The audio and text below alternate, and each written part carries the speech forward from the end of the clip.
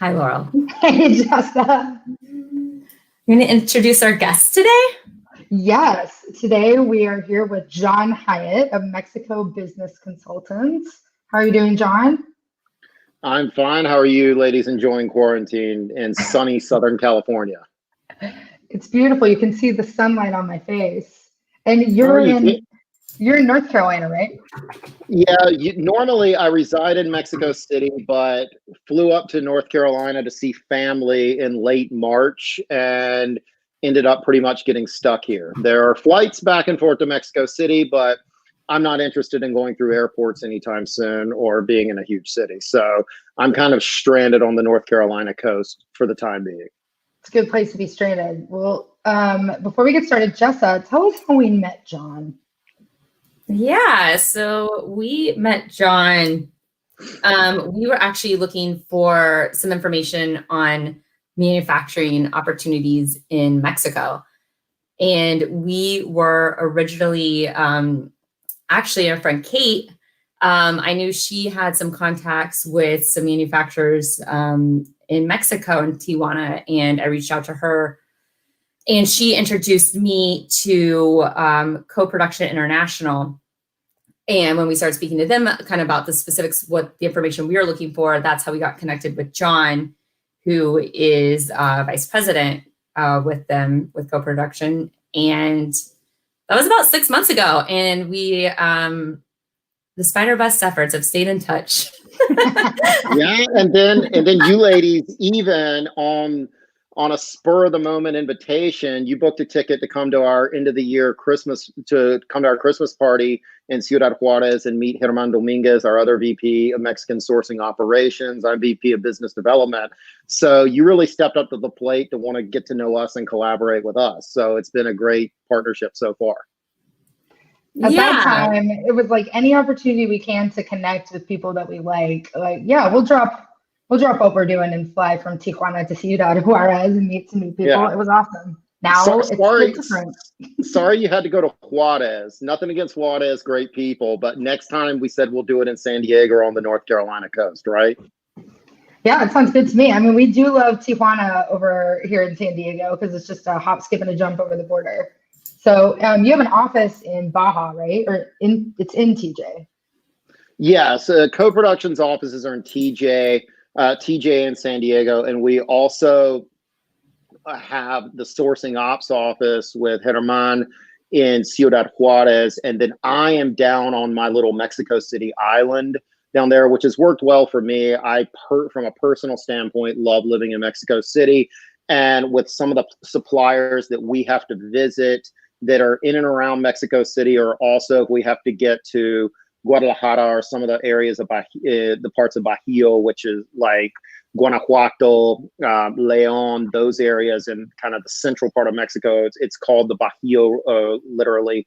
I'm a quick 45-minute cheap flight, so it kind of works out well that I'm down there in Mexico City just doing my thing. Yes. Well, it was our plan. It was Jess's plan to come say hi to you in Mexico City before life changed. Yeah, well, I still don't know why I got that cancellation notice from you two, but I did. Yeah, that nothing to do with COVID. Yeah, I know. You just canceled. I was like, okay, well, my friends didn't come down. I regret that now, for what it's worth. I thought I was like, okay, I can't go there this month. I'll just go next month. No big deal. And yeah, my friend Jennifer, who's actually watching, we're going to go down. But next time, now when everything's back open and when you're back, we'll make it a priority. I'll not take that for granted. Okay, well, we're about to start the rainy season.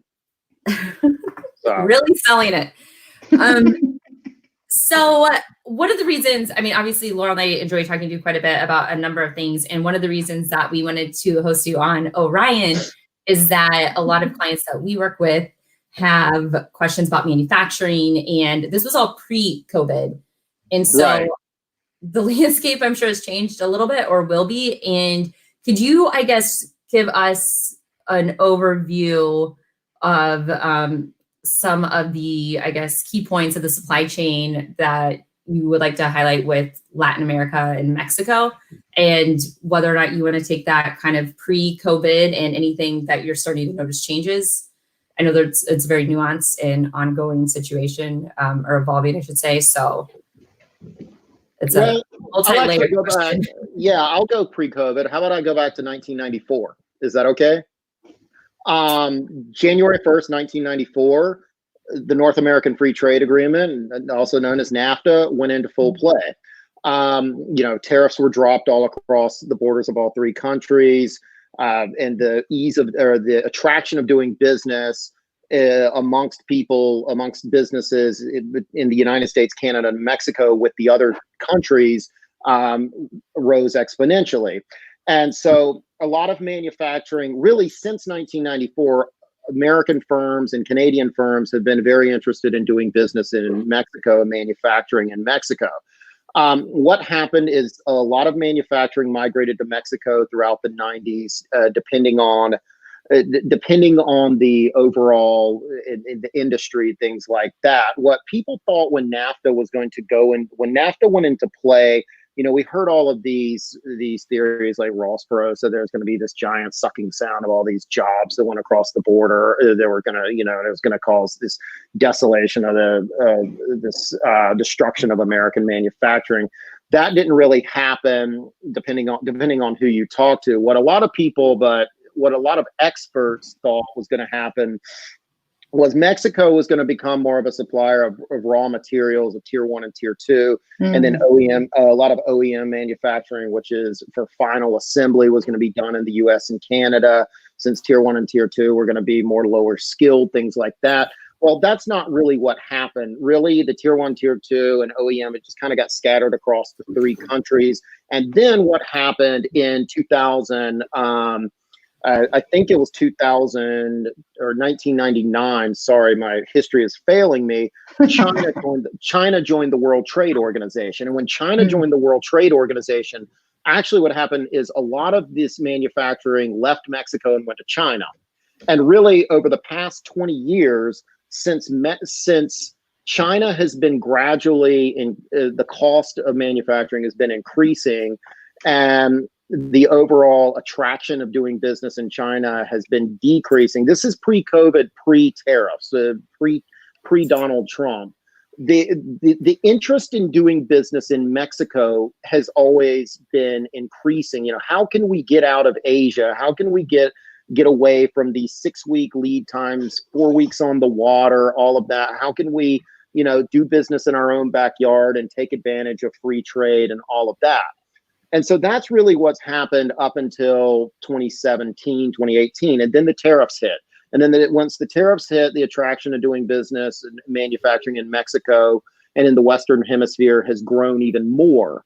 And then pre-COVID, that's kind of where we were.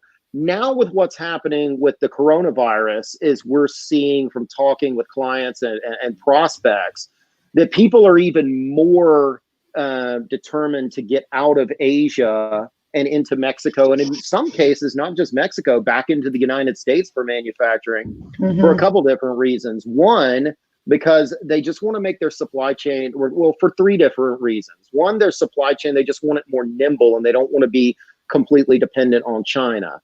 Two, I just had 2 discussions this morning about this on calls, that people are kind of irate with China, not to be politically incorrect, but people are kind of upset with China because they feel like China withheld the coronavirus information from the rest of the world and that we're going through this because of them. I'm not going to get into those politics, but that's what we're hearing.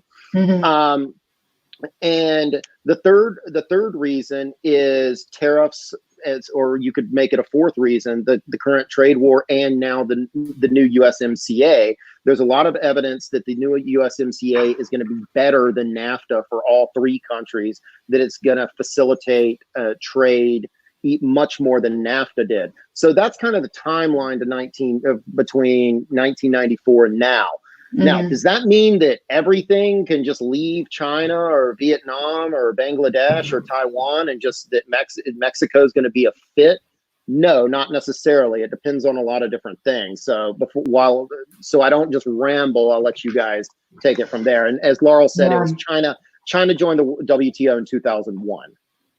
Yes, and to your point about there's like several reasons why we want to move supply chains onshore, if you will, in the North American region. Another reason that we're obviously thinking about during COVID is jobs, jobs, jobs, jobs, jobs. Like we need to put people back to work and create jobs and revive our economy. It's sort of like COVID is a big reset button. Many economists have said like, okay, we're pausing, resetting. What do we want our economy to look like? And the local connection that we have that I'm working in right now is the Cali Baja economic region, which is San Diego, Imperial, and Baja region. And for every one job that's created in that region, 2 are created ancillarily. And so even, I mean, everyone, I assume, and I know from experience that governments are going to go, okay, I'm going to streamline projects that create jobs and products that are produced locally because, you know, for one, in the value chain, for every raw material sourced in the US, that's refined in the US, that's manufactured in US or Mexico or Canada, that is distributed to a supplier, that it is given to the consumer in North America, that's sort of closing our loop and reducing those shipping times, the carbon footprint, and the reliance on offshore components of the supply chain. So that when something like this happens, it's not such a big shock. Right. But I like what you said, Laurel, most of it. Well, I liked everything you said, but also we're creating jobs in this hemisphere. And that's that's what our clients are constantly telling us, clients, prospects, and just people I talk to in general in the United States, Canada, and Mexico. They say, look, we want to keep jobs here in this hemisphere. If I can't manufacture, if I want to make, like I said, I think I gave you ladies the example the other day, these the case for these AirPods. If I want to, which I think is silicone, but I'm not sure. If I want to manufacture this case and I can't manufacture it competitively in Wisconsin or Michigan or Alabama, most people are telling us, look, we'd rather create the job in Mexico and do business with our neighbors than have to go way offshore. And aside from the lead times that you're talking about, like you said, well, a job gets created in Mexico, a manufacturing jobs, you know, a manufacturing job, that's going to most likely create 2 extra jobs in the United States that, you know, the Asian supply chain may not have created back home. Yeah, exactly. I think it's really important when we're in this situation now where we're sort of in this new normal that everyone's adjusting to, that we be very thoughtful and mindful of our supply chain and where things are being sourced. I mean, the North America has incredible natural resources and raw materials, and we can be competitive on a global market. So there's a big push for us to start sourcing materials in North America, refining them here, and producing them into the things we need. One industry that I'm particularly focused on right now is batteries, and the push that California is likely to take to electrify our transportation system. And we have a lot of raw materials here in California that can produce those batteries, which brings me to my next question, John. The things that we can produce or source in America or North America aren't necessarily things that all of us in North America can refine, manufacture, produce, and distribute. So for example, like maybe Mexico isn't the experts in creating batteries right now, but what are they the experts in manufacturing?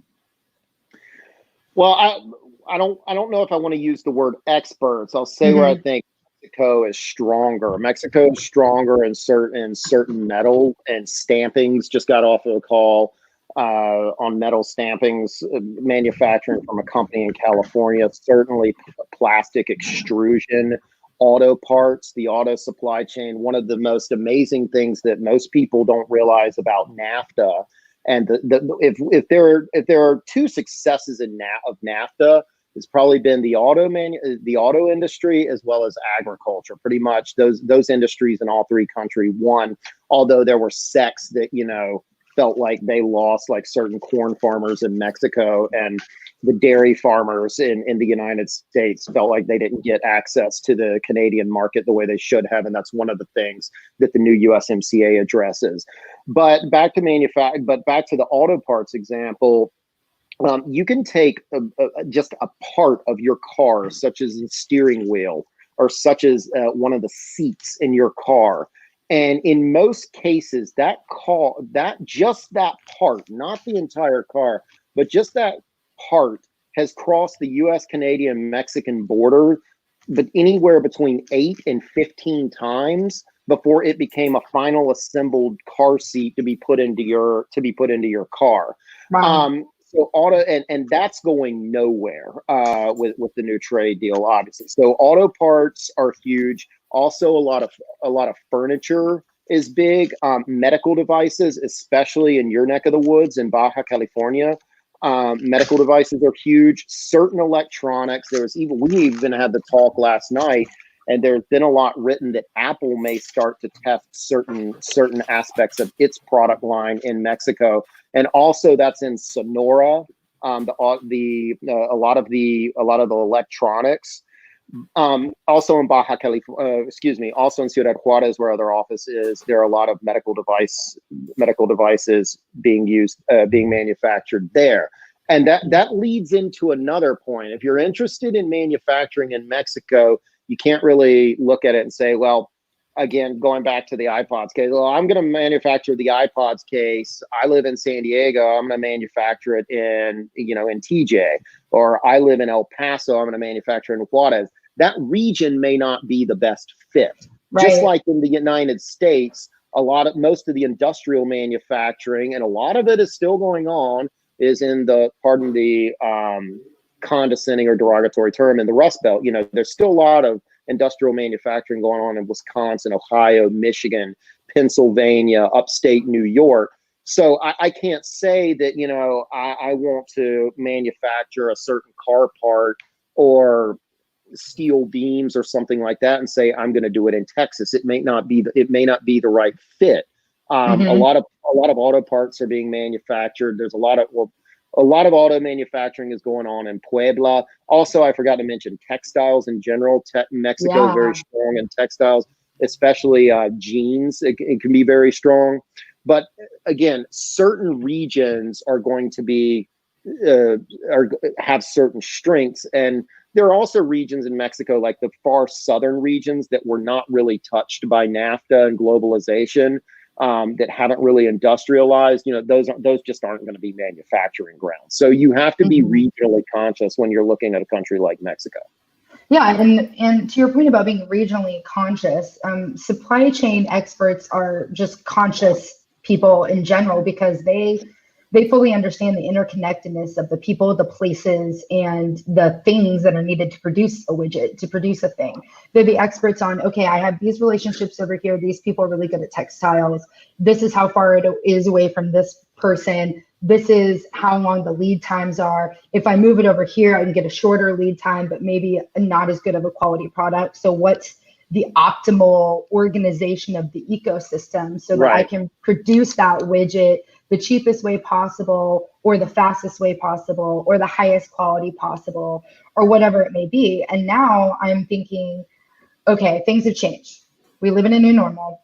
Supply chain experts have to be even more thoughtful, even more strategic about where they're sourcing their goods, because when a pandemic happens, a huge economic disruption happens, I want to be able to be probably physically closer to every component of my supply chain. Ideally, it would be like, I'm just thinking of Southern California and San Diego in particular, because that's where I'm sitting. It would be great if the raw materials from the earth, from the farm, are dug up here, are refined here, are made into the thing that goes into the car seat, that goes into the car, that goes into the American car, that gets distributed on American rails, that gets distributed to Mexico, wherever it is in North America. And so supply chain experts now, I imagine they've got maps up on their wall, and they're trying to reconfigure all their ecosystems and their networks to make it more optimal. Yeah, and and things are gonna become more optimal. But let me say something else about China, because there's all this China bashing going on right now, and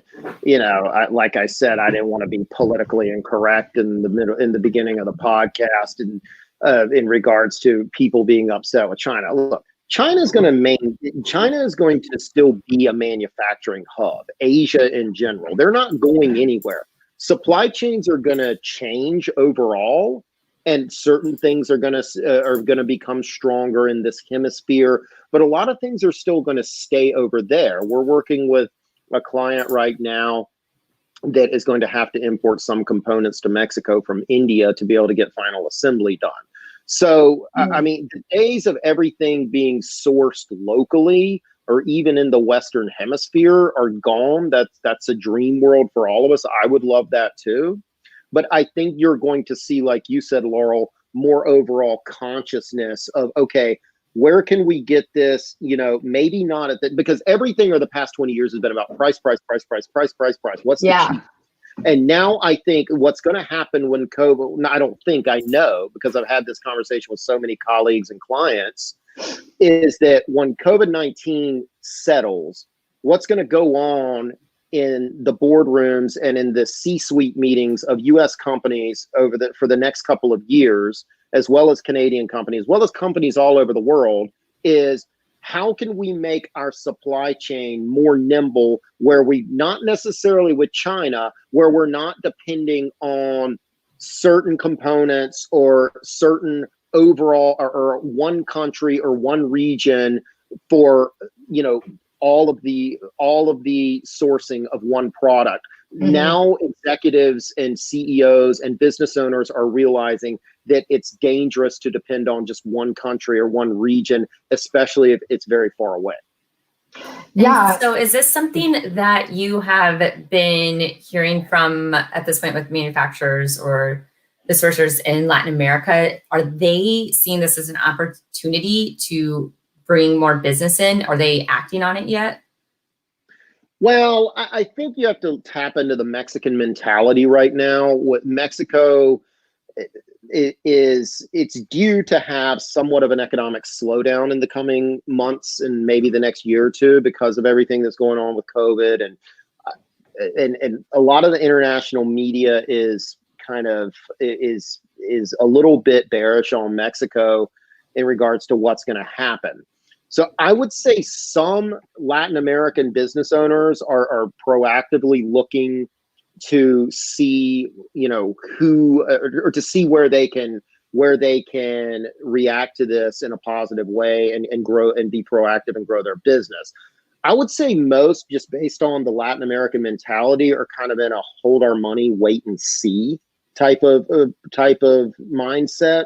Which is honestly, that's not Latin American. That's just economics 101. When there's economic uncertainty, firms tend to hold their money, and they tend to just be cautious with their money. I mean, we're seeing in the U.S. now. I think what will happen after all of this, the COVID-19, you know, kind of gets behind us, is I think Latin American manufacturers will kind of will try and get back to where they were. And then, you know, that's kind of where firms like ours come in. Then you're going to have more U.S. firms, Canadian firms say, please get me out of China. You know, please get me out of there as soon as you can. What can you do? And, you know, that's where we kind of serve as the intermediary coming between and helping the U.S. firms source correctly and ethically and competitively from a country like Mexico.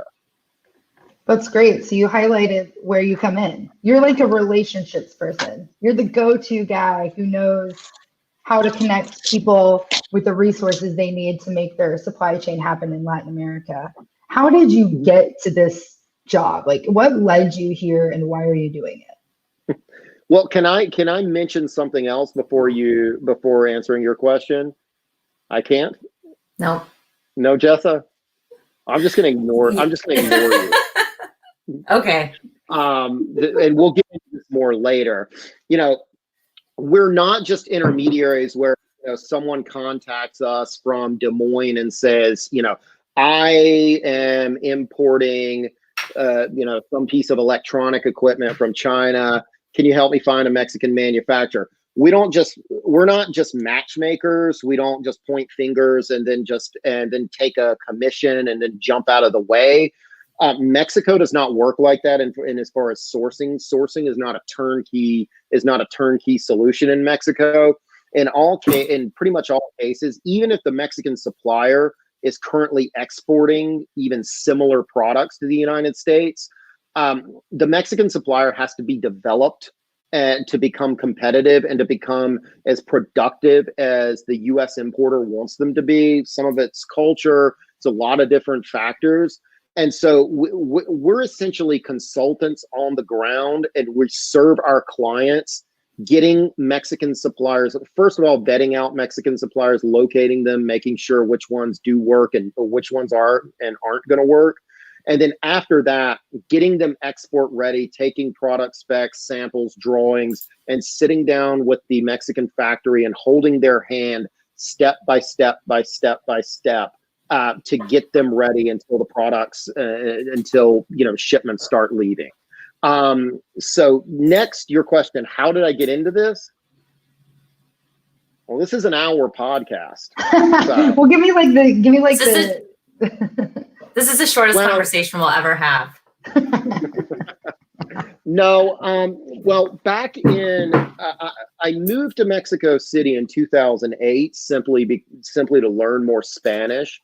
I had lost a job in Charlotte because of the crisis, and ended up moving to Mexico City on a whim and did some freelance work down there for several years, and kind of started through actually a few family connections, started to kind of work in supplier localization, sourcing, actually in the textile industry, and then got into some hardware and things like that. Then I kind of left that and then got into some other work from 2013 to 2017, I think it was. Yeah. And then decided, and then just really saw the need as the United States and Mexico, the economic relationship was growing more and more. And then just decided to go out on my own and start my own business. And that was in 2017. And really, Mexico Business Associates, I opened it in 2017 with the idea of offering a plethora of services for foreign companies wanting to do business in Mexico, from sales support, market research, sales and distribution, translation services, cross-cultural consulting services, since I'm an author on the business culture in Mexico. And I still offer all of those services, but really over the past 24 months, really since the trade war started, now even more with COVID-19 and some of the strategic alliances that I've been able to make, really 95% of my work, or I'd say right now 100%, is manufacturing, sourcing, contract manufacturing in Mexico. So, I kind of got into this on an adventure, partly 12 years ago, on an adventure to learn more Spanish, and then kind of learned how to source a bit in Mexico. And now the current geopolitical climate with COVID-19, it's kind of turned this into my career. Was that short enough? Yeah, that's great. Well, and just to give some perspective, because this is fascinating to us. You're an entrepreneur, you started your own business, this is what you do, it's your day-to-day. What are like the last three or your favorite three products you helped produce? I'm just interested in what entrepreneurs are out there doing and creating, and what's getting manufactured in Mexico. I don't know if I have a favorite. I did work last year quite a bit in agriculture for a large agriculture client, and I really loved that project simply because I like the idea of fresh fruit coming from Mexico to the United States in our off season. And that's one of the things about NAFTA and now USMCA that, a lot of people don't realize. You think now if you're in the States and you think NAFTA was a bad idea, well, stay out of your produce section in the grocery store from November through May, because you're probably eating Mexican fruit and vegetables. Almost everything is from Mexico. So, John, I have to interject and say, we were talking about 2008 and the crisis, and that's why you lost your job in Charleston. That's when I was doing my senior thesis in college on NAFTA, because I studied economics at University of San Diego, and my thesis was NAFTA and the effects on corn, and how its negative externalities were like the environmental impacts of genetically modified corn. So it's so funny that you're like, oh, I really loved the agribusiness portion, and about produce and everything, because that was in 2008 and things have changed. Like our produce has changed significantly, and in people's understanding of what kind of produce comes from Mexico and what environmental laws are down there and how does that translate to what we eat. It's such an intricate, complicated, fascinating system. So what kind of produce were you working? Was it all produce? Was it like avocados? With that client in berries specifically. Berries. We were working in strawberries, blueberries, blackberries, and raspberries. So that was a lot of fun. And yes, you're right. I mean, I don't know where to begin. I know what you're talking about the genetically modified corn, because now, and that's one of the things I talk about. I would call it possibly a downside of NAFTA. Is a lot of Mexican corn farmers. It depends on which study you read, but you know, Mexico still has a somewhat strong corn industry, but a lot of the corn in Mexico now just gets dumped in from places like Iowa and Nebraska, because in part because small Mexican farms cannot compete with the large corporate farms and the farm subsidies in the United States. So that's a conversation next time we're at the bar, and then you and I can slug it out. Yeah, I mean, that was a long time ago, so like I'm definitely not on the up and up with the data, but well, I'd like to read your thesis though. Oh God, no, that was wait, no. I mean, yes, I'll send it to you, but no judgment. I did. What other products I enjoyed? I did a textile research project a couple of years ago on based on jeans, and I really enjoyed that. Not really sure why, but just really enjoyed the idea of overall of apparel. And one of the more interesting projects I did was about a year ago, and we still get inquiries for this. It was sourcing like medicinal, almost new age products for a client in Southern California. Things like white sage, as well as we were sourcing abalone shells and incenses.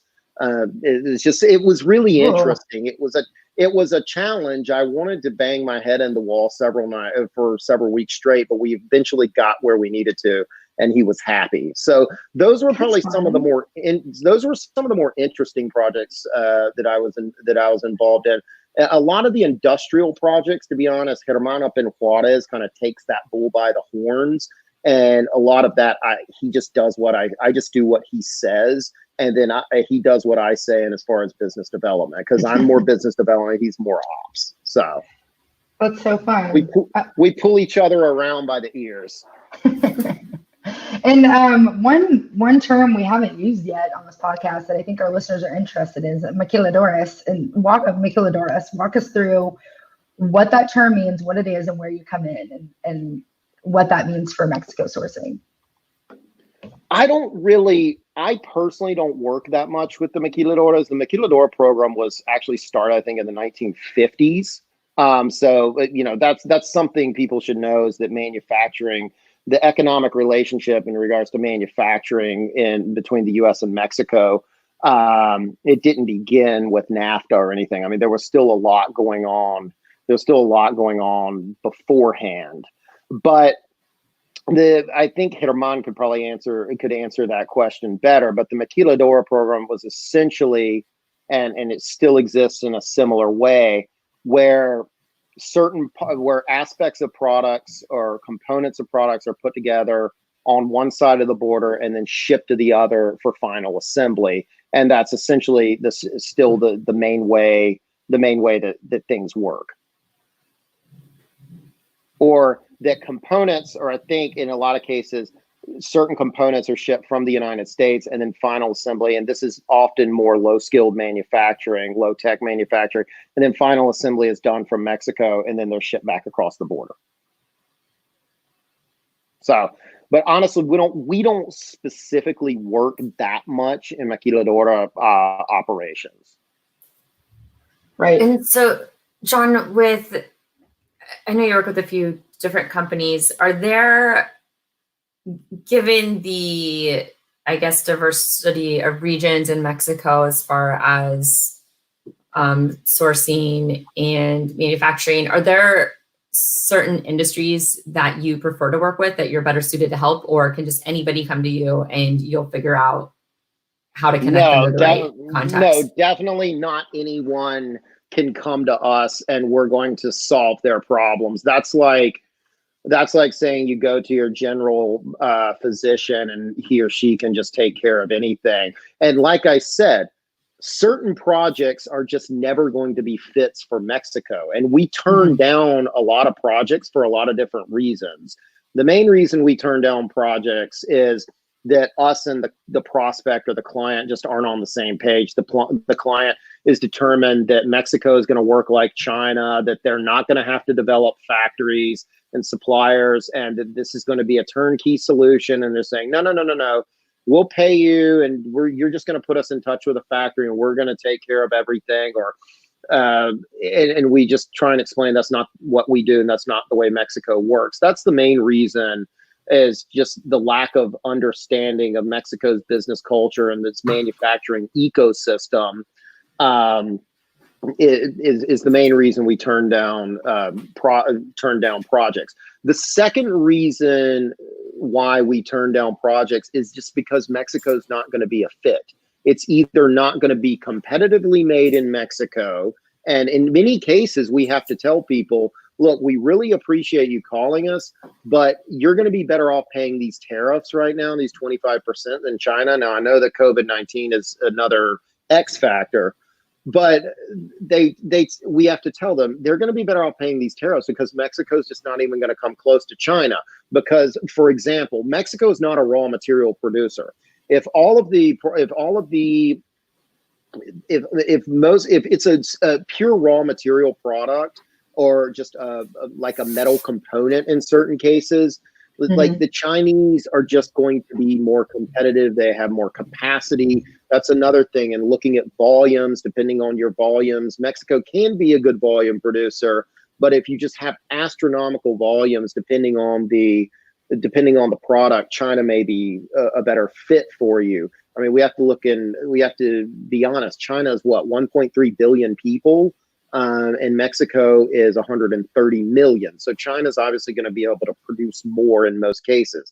And like I said, with raw material, if a lot of raw material gets sourced in China, and if it gets sourced and can be manufactured efficiently in China, Mexico might not be able to compete. And in other cases, why we turn down projects because Mexico is not going to be a fit, it's simply there are no factories in Mexico with such a capacity. We got a call from Arizona a couple of months ago from a lady who was just eager, and she was so ready, and she had actually already bought my book and found us online and everything, and she was already reading it, and she was like, I'm so ready to go in Mexico. And she manufactured chandeliers in India and China, and we just had to tell her. We looked at it, we looked at her product line, we said, this just isn't going to work for Mexico. It's just, there are no factories that do chandeliers. I mean, we could possibly take suppliers and try and turn them into chandelier suppliers. I mean, but this was going to cost this woman hundreds of thousands of dollars. And what was her motivation? Like was her purpose to just reduce her carbon footprint and create jobs in Mexico because she loves the neighbor? Like, what was her driver? I think it was that, and just be closer to home and get out of China. She was working China, India, and Taiwan, and she was just really, and so many people on the border states specifically, they really have, I get this a lot when people from Arizona, New Mexico, California, and Texas contact us. They really have.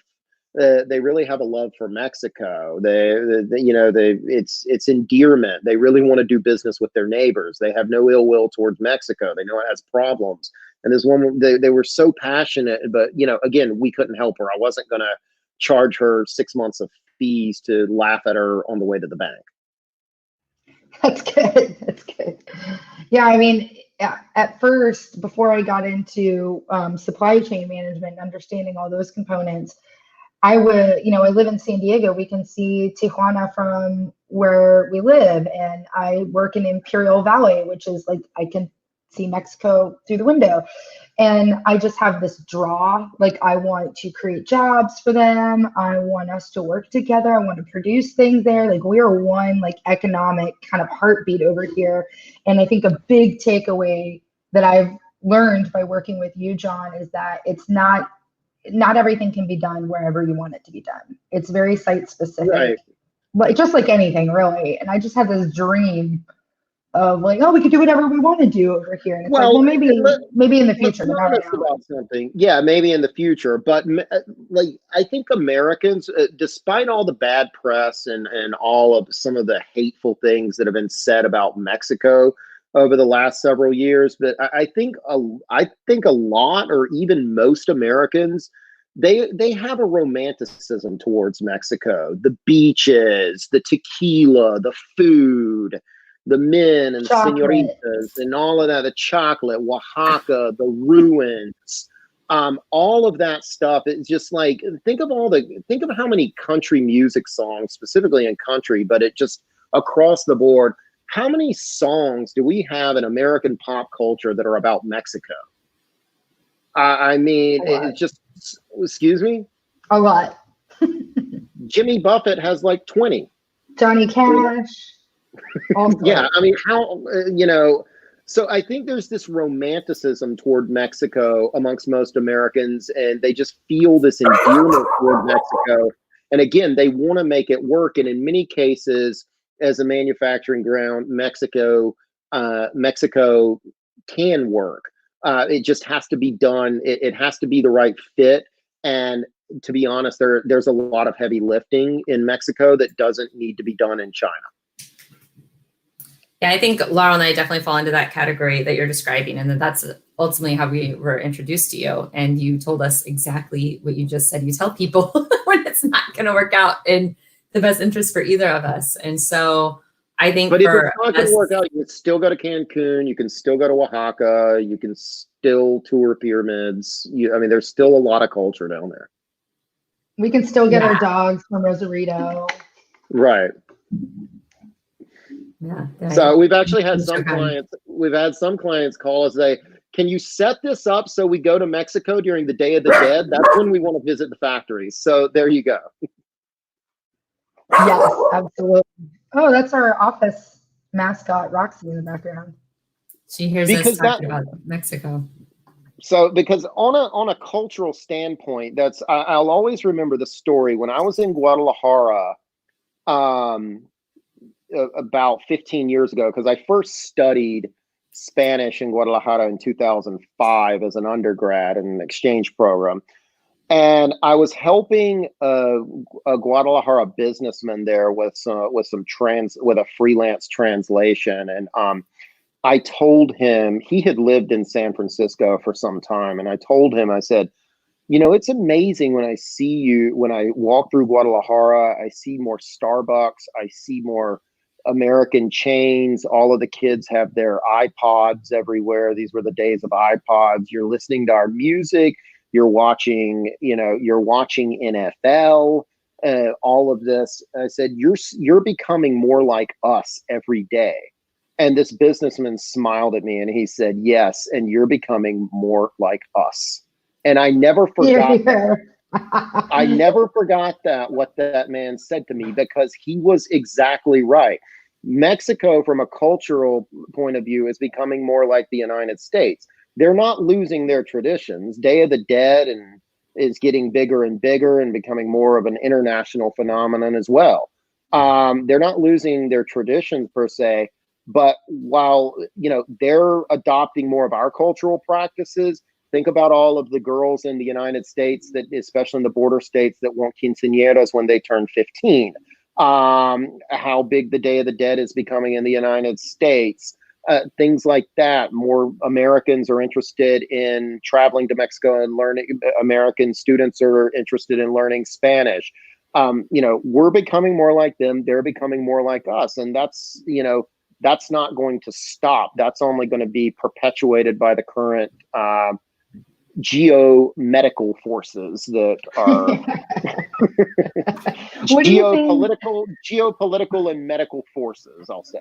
What do you think? What do you think the future looks like for the border towns in terms of manufacturing and industry? Like, do you see that TJ and like Mexicali and Juarez and other places like that are going to have more economic activity as we become more open? Oh, yeah, there's absolutely no question about it. No question about it. Like I said, I don't deal specifically that much in maquiladora stuff. That's more Germán because he's more in the ops. But absolutely, the border cities are going to continue to grow. You're going to see more manufacturing, and my hope is, like I gave with the example I gave with the car seat, you're going to see things going back and forth from TJ to San Diego, or TJ to LA, or other facilities in Southern California. Or to Arizona, from Juarez to El Paso, and parts and the supply chains are going to just become even more integrated.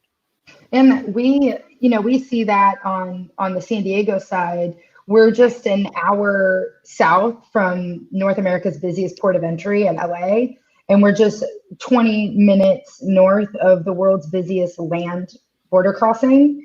And like I said earlier, that fact about for every one new job created in that Cali Baja economic region, 2 ancillary jobs are created. Right. And so you can, and our mayors in the city of San Diego worked on the bridge that connects San Diego to the Tijuana airport. So you don't actually drive across the border or walk across the border. You go over this bridge straight to the airport. And I think that's making us more interconnected. You mean the CBX? Yeah, through CBX is rad. It makes everything much more interconnected. And I see us, the more that Americans and Mexicans can participate in each other's lives, the more we can enhance our economic development together and make things more optimized and faster and more resilient in the face of a big pandemic like this. Right. Not only the port of entry that you mentioned, but I think if I was in a keynote, and I should know that I was in an event a couple of weeks ago where the speaker told us in Mexico City, and I should know all of this by heart, but I think it is the border crossing in Laredo. I'm not sure. It's the busiest point of entry on Earth.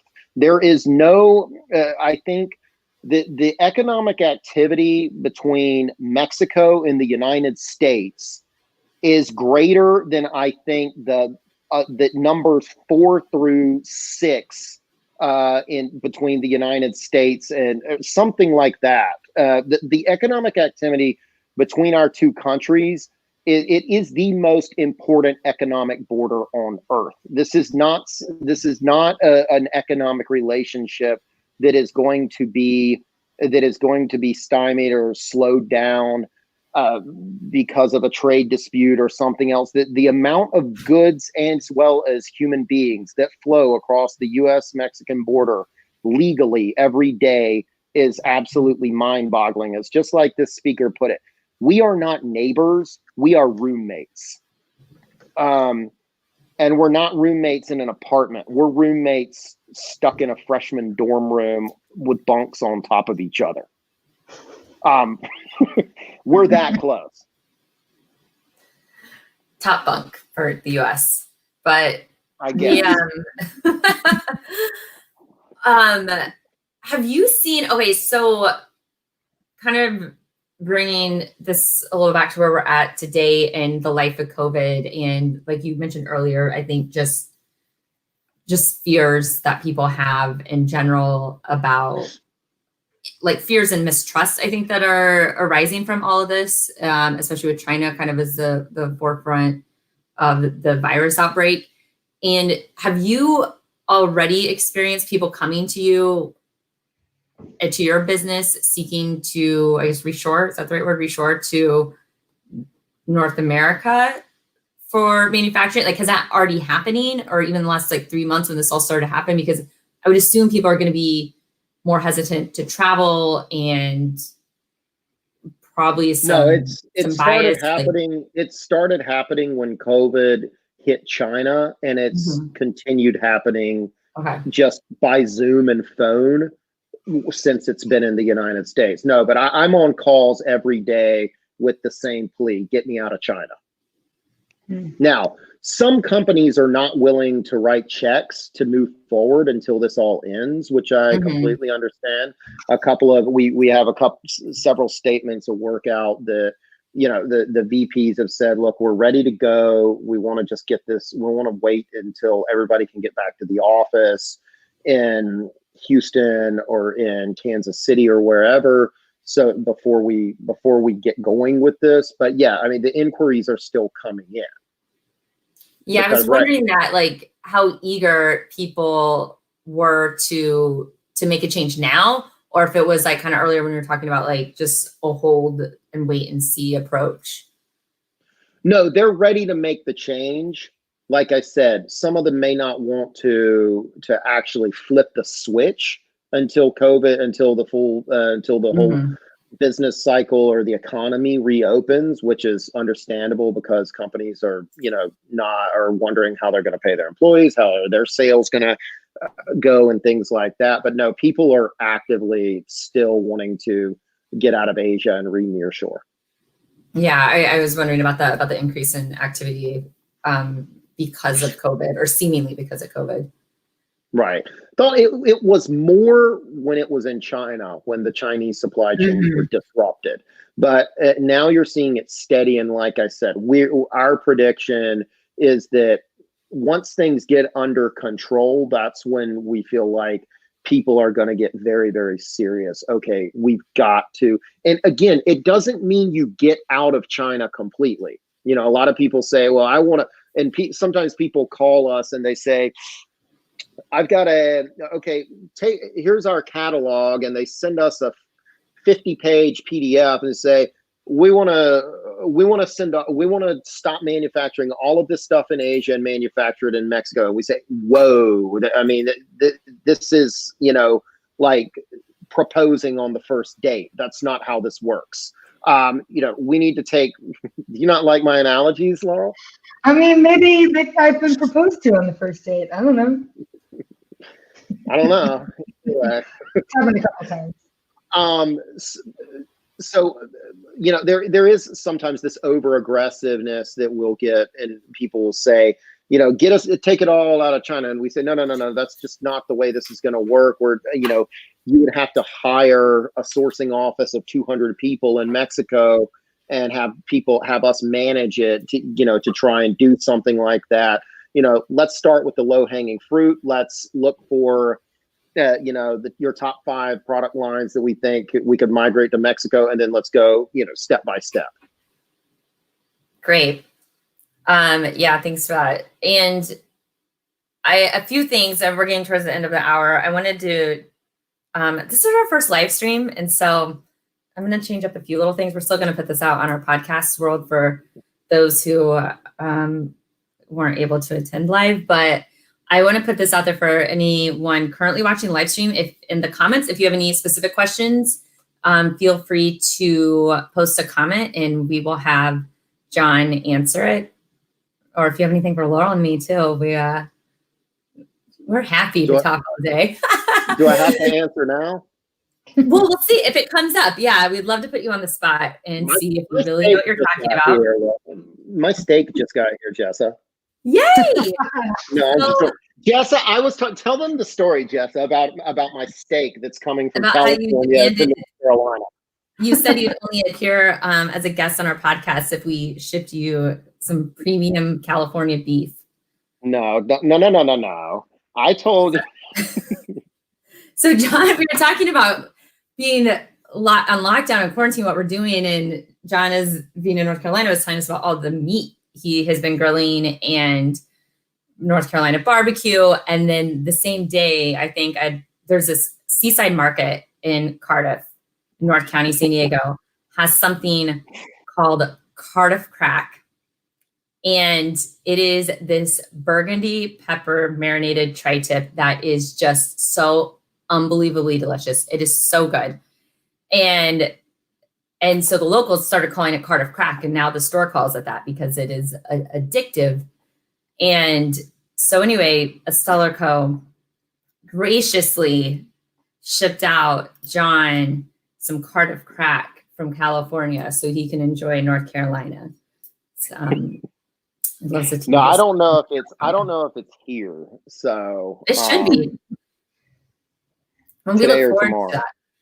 So keep us posted, and you can send thank you cards, email, LinkedIn. We will accept them.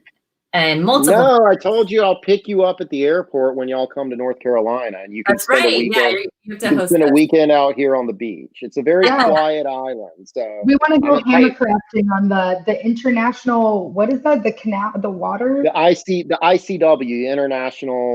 the Intercoastal Waterway. It's a waterway. Most people on the West Coast don't realize this. All the way from the Gulf Coast of, I think it even goes up to Mississippi and Alabama, all the way around down Florida and all the way up to Maine, there's a waterway about a half a mile wide that hugs the coastline that's for shipping, but it's also for recreational boating and things like that. Like I was out there the other night in the kayak. Yeah, that's awesome. We got to get the hammercraft out there and we'll stand up paddleboard our way. Oh, the hammercraft. Yeah, the thing you sent me. I sent that to my brother and he's interested in getting one. Oh, that's fantastic. I think we've got some more comments rolling through here, which is awesome. I'm loving these live comments. Yeah. This is great. So risk mitigation. Mm-hmm. Yeah, Enrique, agree with you, John. Some China to Mexico reshifting will be gradual and may take some time as companies rethink their supply chains and create alternative sourcing and risk mitigation plans. Right. And what we always try and do with the client when they say, hey, we want to get everything or as much as we can out of China, we say, okay, give us your top 10, your top 20 products where China is killing you the most, either by tariffs or supply chain risk or whatever. And then from those tops, we're going to come up with, the top 3 to 5 or whatnot that are going to be sourced the most competitively and quickly out of Mexico. And like we say, let's grab the low-hanging fruit first and then keep growing together. We see our clients as partners. It's not about, yes, we're here to make money, but we want us to all grow together and develop long-term relationships. Yeah, it's truly regenerative. You're creating value for everybody that touches and is impacted by your business, and you want to grow together. You're not just in to make like a short-term quick dollar and turn everybody around. You're focused on these long-term relationships. Right. And someone asked, Michaela Collins says, Michaela, sorry. Reading is a challenge for all of us. No, Chicago, Illinois. No, but she asked, is this a worry for Mexico at this time or the U.S.? Sorry. How do we protect regions that are viewed as optimal for natural resources, raw materials that are in high demand? That's more a question for you two, I think. No? Yeah, I can one of those. Yeah, and she expands upon it. So for example, in the United States, there are these raw materials or resources or minerals that the federal government has identified as critical to the functionality of our economy and our, even NAFTA and everything as a global supply chain of these critical minerals in the world. One I can speak about very in particular is the lithium that is used to produce those batteries I was talking about earlier. Normally they were produced lithium is mined in South America and Australia, and basically it exists in this salty water and they evaporate the salt out and the lithium is mined and then it gets shipped to China in whatever quality form they have it. It gets shipped to China to be refined, and then it goes from the refinery in China to the battery producer in China, and then those batteries get shipped out globally. Well, one way that we've been able to contribute to sustainability and regenerative practices and create value for our people on the North American side is by finding those sources of lithium in America. And through that process, we've actually found that in Southern California, near the Salton Sea, it's now called Lithium Valley, where there's a massive underground source of lithium. And it happens to be, like I said, at the Salton Sea area, which has a lot of geothermal activity. So the projects out here are proposing to use that renewable geothermal energy, which has like incredibly low emissions, like basically zero, to mine the lithium underground. So no pools, no water gets evaporated out. So they're mining for lithium in a closed loop system. And it's employing all these people over here that are in a disadvantaged community. We had a out here in Imperial County, there was like a 28% unemployment rate before COVID. So now we're looking at like 48, 50% unemployment rate. And so the goal here is to source the raw materials locally using sustainable renewable energy with a very low carbon footprint and co-locate as much of the manufacturing we can here or in our neighbors, so that the carbon footprint of the supply chain is much more reduced. And it keeps the jobs in America and North America and keeps them going. So everybody's looking at this differently. And to another point is that when we produce the batteries in America, they get put in American-made cars, and that electrifies our transportation system, which creates more jobs for people to construct the infrastructure for these electric vehicle charging stations, and also helps California meet its climate goals. So it's this very, and I'll touch on another point, is that LA and New York City are seeing significant air quality improvements amid COVID because nobody's driving. And they can literally look out their windows and see topography they haven't seen in decades. They can see the mountains. They can breathe cleaner. Asthma problems are much, much less because of the air quality improvements. And so everyone's thinking, oh, electrifying our transportation is an air quality improvement. And that's a true like closed loop regenerative cycle where we're seeing that when you make a sustainable supply chain that's locally sourced, you can have ancillary co-benefits like air quality improvements that lower our healthcare costs. And I don't know what that looks like to your point earlier, John, like Mexico isn't great at producing batteries right now. They're just not competitive on the global market. But maybe in the future, if we see the benefits of this, maybe there's going to be some cities in Mexico that go, yep, I'm going to manufacture batteries competitively, and it's going to be local, and this is what we're going to do. We're all in this together. What I'm thinking is Mexico has cities, not just Mexico City. Mexico City is not even the worst. I think Guadalajara, Monterrey, and several other industrial cities in the north have some of the worst air pollution in Mexico. Maybe some of that some of that movement spills over into Mexico, even if it's not manufactured in Mexico. And, it cleans up air quality in places like Mexico City and Monterrey. Yeah. And I think to Michaela's question about how does that conserve resources and is the optimal use of labor? I live in the world and live by the FOMA that the closer to local you can make it, while it might be more expensive in the short term, like if you're looking at a quarterly return or a yearly return, it might be more expensive now to move things on shore. And like you said, there's some high costs of maybe training new people to do it. Maybe factories need to be renovated to produce the same. There's a whole lot of cascading, but in the long run, if you look at it from a more long-term basis, we'll be more resilient in the face of an adversity. We're creating jobs locally. We're more connected. The carbon footprint's reduced. There's all these negative and positive externalities that we can quantify or qualify that contribute to positive quality of life improvements. Well, and not even mentioning life improvements in regards to cost, and I know we got to wrap up. That's one thing I didn't mention about manufacturing in Mexico that I think I spoke with you two about yesterday. A company may come to us wanting to manufacture, a piece of furniture in Mexico. Mexico can be very strong in furniture as well. We're hoping to get some new business in that field. And so they want to manufacture the furniture in Mexico, and Mexico comes back and we negotiate with the factory on the client's behalf, and they come back and we've broken down we've broken down all of the costs to see where the factory may be off, because that's one of the things that we do. An overall cost analysis where a Mexican supplier may be sourcing their raw material from the wrong place, and they can get it more competitively, or they could be running the factory in a more competitive way, just all sorts of things. And we find out just rock bottom, Mexico is going to be, even with tariffs, Mexico is going to be landed in their warehouse in Dallas, let's say, or in Chicago. It's going to be a container of this product is going to be landed in their warehouse 15% more than China. Well, a lot of purchasing managers would say, well, no, we got to stay with China. It's all about price, 15% more. Aside from what you said about the convenience and the environmental impact, when we get to talking with the VPs and the C-suite, they're not looking at that 15% difference. You have to factor in what's called the TCO, the total cost of ownership.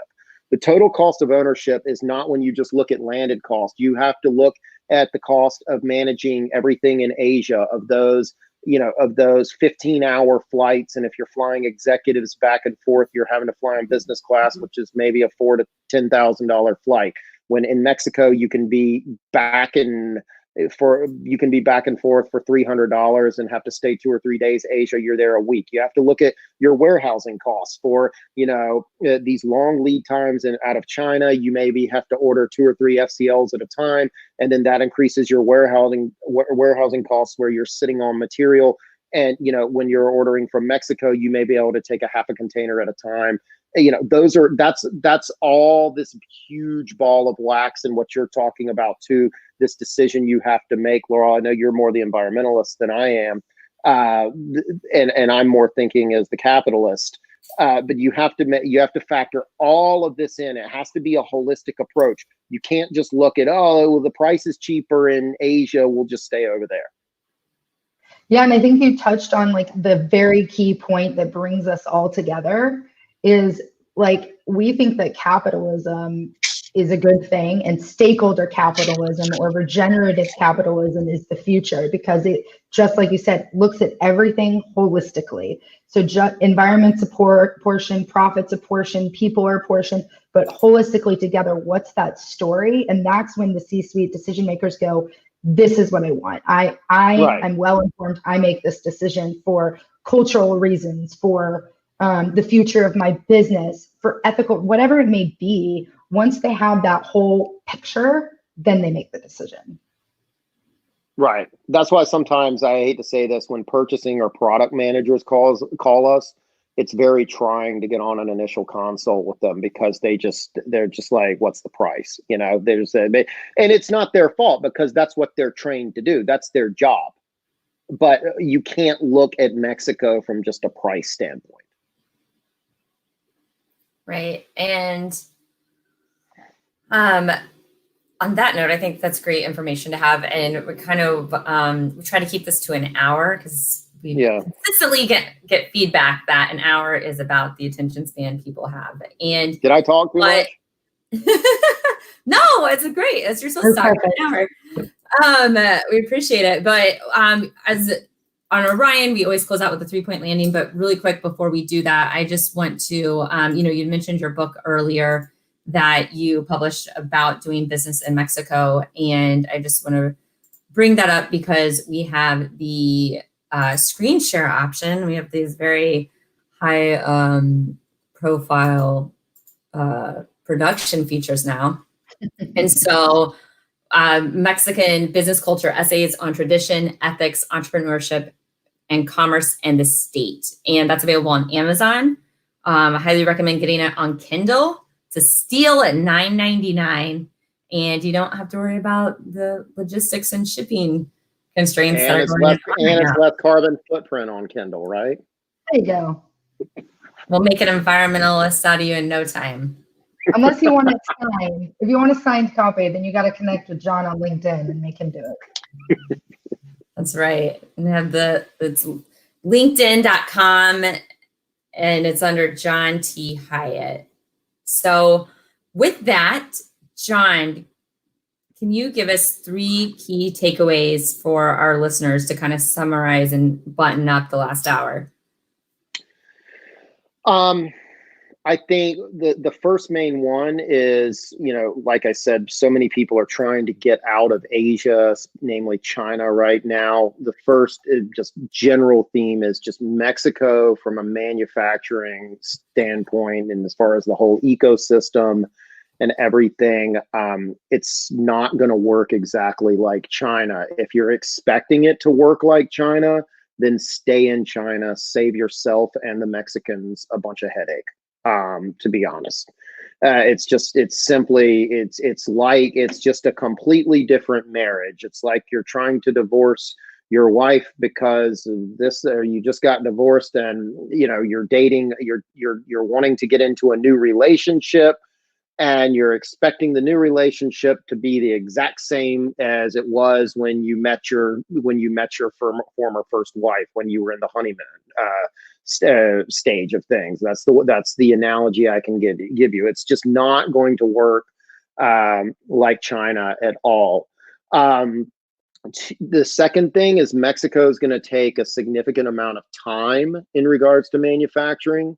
This overall time and heavy lifting, it is going to take some upfront investment of time and capital to get things done right. And I think the third thing to close with a positive after kind of sewing those 2 points together, if you do, and like we've talked about, and like several people have commented, things like I think Enrique commented, not everything is going to work for Mexico. But if you do have a possible winner of a product or product line for Mexico, if you are willing to manufacture and do things and do your homework and invest in the heavy lifting up front, and you're willing to respect the local culture and, just the overall business protocol in the country and the way things work in the manufacturing culture, and you're willing to do that with an open mind, and then Mexico can be an extremely profitable, long-term symbiotic relationship for you and Mexico in regards to manufacturing. Hear, hear. Great wrap up. Loving the ticker. Great job, Jessica. Yeah. I'm a big fan of it. Thanks for joining us, John. I hope your first Orion experience was a good one. I'm sure we'll have you back. No, it was great. Thank you so much for having me. I always enjoy chit-chatting with you two. Jessa and Laurel are just they're both, for all of you out there, they're both a riot to be around or to talk to. And they're the kind of people that I have a 5-minute call with, and then it turns into an hour because we're just cutting up and laughing. And next thing you know, some steaks are showing up at your door. Right. That's right. So send it, Jessa.